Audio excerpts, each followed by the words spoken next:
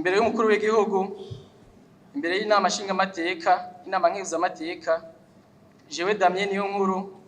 umushikiranganji w'inyubako, uburaro rusangi, gutwara abantu n'ibintu n'ibikoresho, ndarahiye ko ntazotirigana ku masezerano y'ubumwe bw'abarundi, kwibwirizwa shingiro rya Repubulika y'u Burundi n'ayandi mabwirizwa, kandi ndiyemeje ko nzoharanira ntiziganya ineza y'u Burundi n'abarundi, nkubahiriza ubumwe bw'abarundi, amahoro n'ubutungane kuri bose, no kurangura amabanga njejwe. Ndiyemeje kurwanya ivyiyumviro n'ingendo z'ihonyabwoko no gukumirana, guharanira no guteza imbere agateka kazina muntu nako abenegihugu bose.